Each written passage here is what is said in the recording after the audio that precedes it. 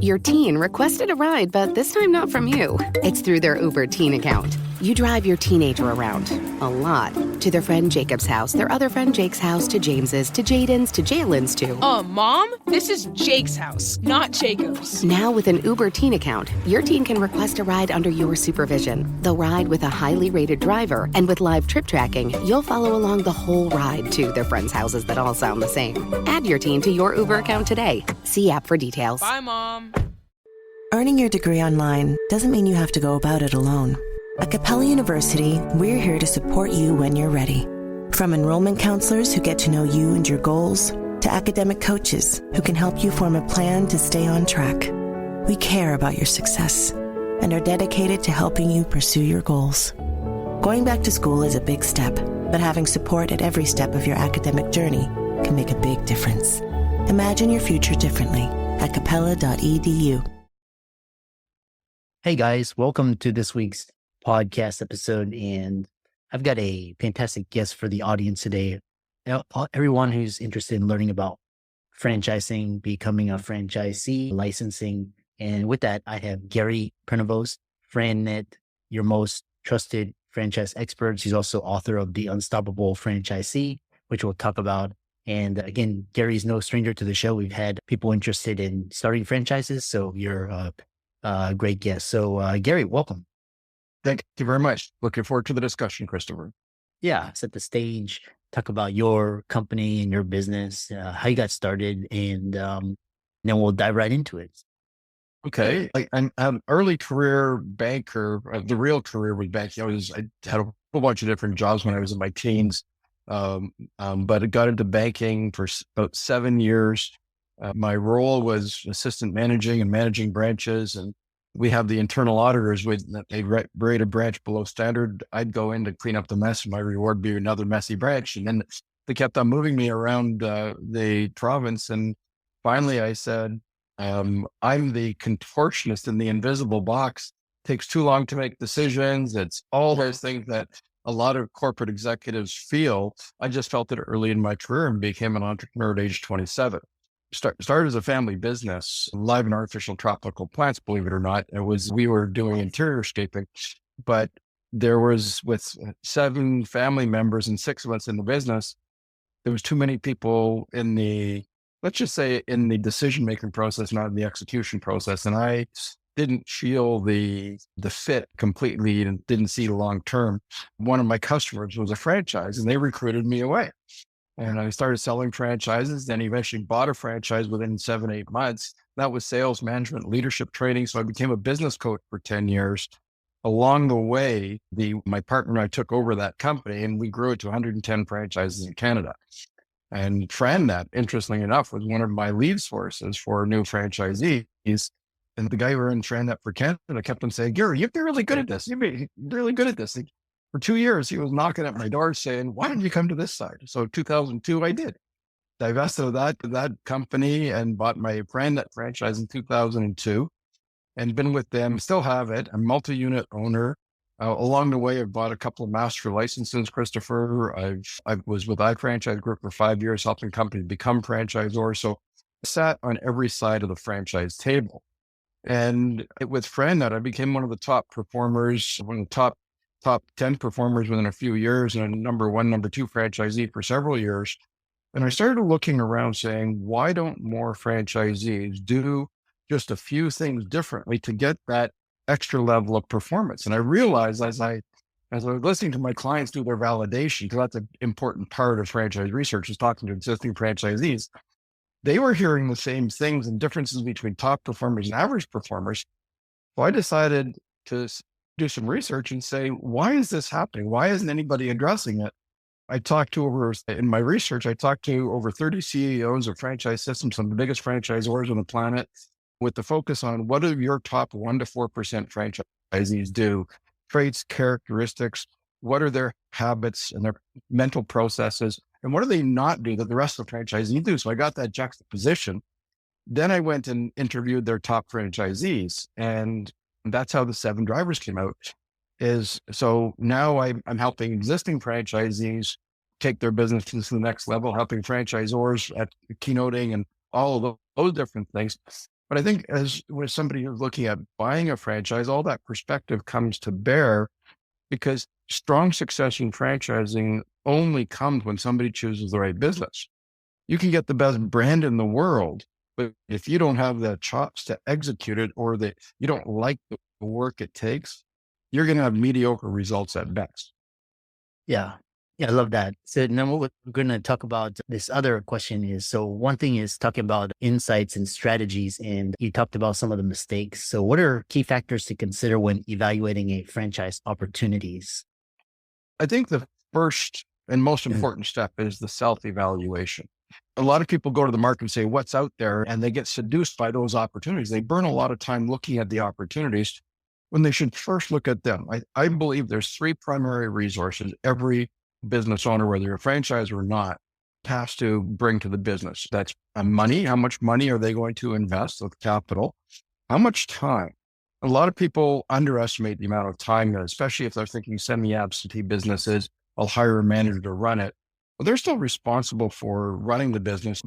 How much time can they really commit? And just as importantly, what is the structure of that time? I've had clients say, Gary, I want to spend more time with my kids, but I love the tutoring business as an example. Time with kids and tutoring business don't go hand in hand because the tutoring business is an afternoon and evening business, right? And weekends. So that's what I mean by the structure of time. When do they want that weekly input into the business? And I think the most important one, Christopher, is the transferable skills.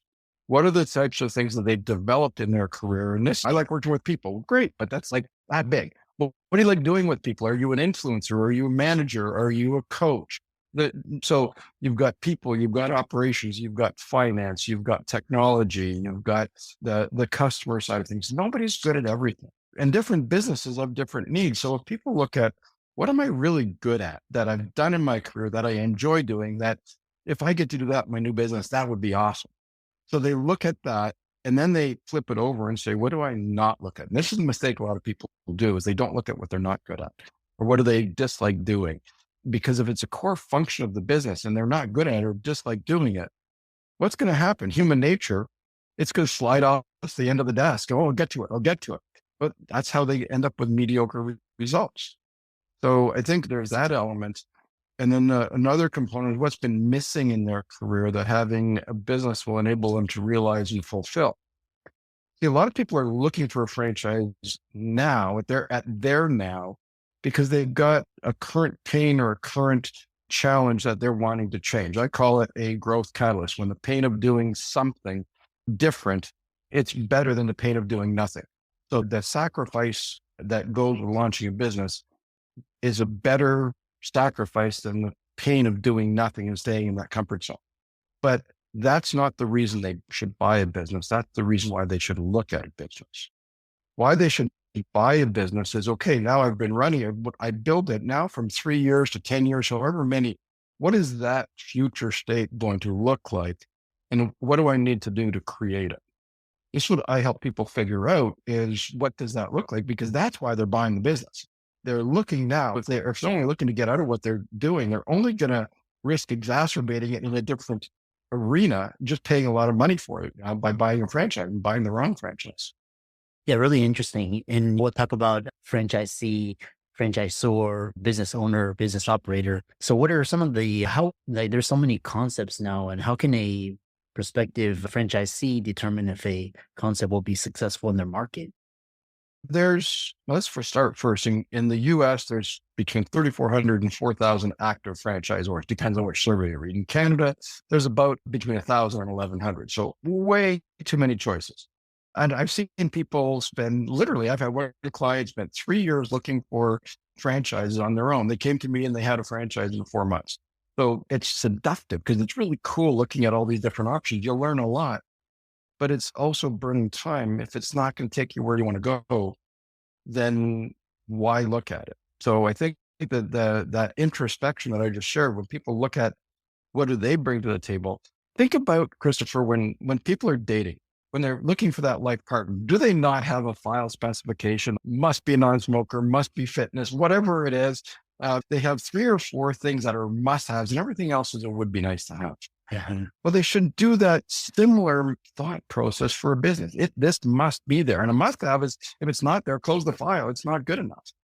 So when people, again, people have never bought a business before, they don't know how to do this. That's where I come in and helping them really clarify and crystallize that.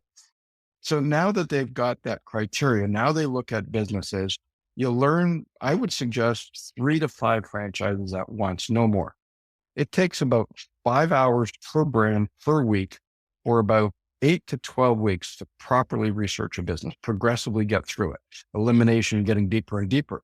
So the more brands you have, the longer you're going to take. If you're looking at it as a full-time business option, yeah, maybe 5 brands is good. But round one is, let's look at what the best fits based on the criteria. Most of my clients buy after round one, but sometimes it's, hey, this isn't quite right. Okay, let's revise the business model. What do we learn about yourself, your criteria? And then we go to round two. But it's learning from the franchisor first. Roles, what is the role of the owner? What is the business model? What is the support? What is the coaching? What has to happen for the business to be successful? This all the franchisors in the process trying to sell their franchise, right? So there's saying, here's how great and wonderful we are. The client, the person who's buying the franchise should be taking that with a grain of salt. Now the next stage is they go and they talk to existing franchisees and how well is it working? What is the work it takes on a scale of 1 to 10? How good is the support? Quantify all the different areas. I think one of the most important elements of the validation is, how much money can I make? You ask the franchisee how much money they can make, or they're making, they're going to go like clams. That's none of your business. But if they ask a different question, Mr. Franchisee, I need to make at least $100,000 in my business. I know year one is going to be a sacrifice. Year two is a build year, but by the end of year two, based on your own experience and the franchisees that you work with, your peers, on a scale of 1 to 10, how likely is that? So you see how that they get closer to that answer. If that's all they do is get that income picture, they've missed the point of the call with the existing franchisee. What they should be asking is, what is the work it takes to achieve at that level? Because that's what they've got to duplicate. Now, some people might say, hey, I only need to make $70,000, $80,000 a year. Somebody else might say, I need to make $200,000 a year. Whatever the goal is, they have to understand, is it 1 unit, 2 units, 3 units? How many does it take to achieve at that level? And what does the work it looks like take to run it? So that's what I help people figure out. Yeah. Yeah. Really interesting. And we have around 5 to 7 minutes remaining. And I wanted to talk about, one thing is from a business operator to business owner, and how can you fit into the business owner paradigm as opposed to the business operator paradigm under this franchisee model. And like I said, there's so many mistakes and there's so much startup upfront cost. It's like almost like, it's not, sometimes people are like, yeah, it's not worth it because they can scale digital media companies and all of that. So talk about business owner operator in this concept, and then your book, and then how people can find you. Sure. I think there's 3 levels of owner. You've got the owner operator who's full-time in the business. The business relies on them to every day for the life of the business. They might build a team, but it still needs that. Then you've got the executive owner, where it might start out as an owner operator, but they're building a team. So by 2 years, 3 years, now they've got a team, and they can either go into semi-absent team management and manage the team on a kind of 15-hour-a-week basis and dashboard management, or they can stay full-time in the business, focus on scale and growth. And that's really what do they want to scale? The third is the investor owner. And I still believe this is a semi-absentee model. Nobody should go into a franchise thinking I don't have to be hands-on. If you're not prepared to put 15 hours a week for the life of the business into managing the team and managing the dashboard, you shouldn't be going into business. I think that's a really important part, of understanding what is the expectation. And it's now you're hiring an experienced manager from the industry. They're running the day-to-day and you're managing the manager. And these are where a lot of multi-unit franchises have. I've worked with people who start off with 1 and they scale to 3. I've had other people go up to 10 and 15 units. So it really depends on the appetite for scale and the timing of scale. And that also depends on the maturity of the franchise. If you have a very well-known brand and a mature franchise, they've got a lot of structure and process and a lot of safety, but not a lot of scale because most of the territory around them is taken. So there's a balance between the youngness and the provability of the model and the appetite for scale and all those different things that we've been talking about. Yeah. How can people contact you, check out your book and so on? Just do a Google search on Gary Prenevost. I'll be on LinkedIn. My book, The Unstoppable Franchisee. So I've got a website called the unstoppablefranchisee.com. So that is one of the ways, some of the best ways to get a hold of me. And then at www.frannet.com/Gary Prenevost. Yeah. And for all the audience listening, Gary for coming on and check out his book. It's on Amazon. Check out his website, see if this franchise model works for you and do your due diligence. And with that, thanks so much for coming on. Okay. If I could just do one comment because you mentioned that a lot of your audience are existing business owners. The book is written for existing owners to take their business to the next level. How do I break out of the current comfort zone? And what are the steps, whether it's a franchise or not? So there'll probably be some good insights for them. It's all based on top performers. Yeah. Yeah. And thanks so much for coming on. You're very welcome. Okay. All the very best. Yeah.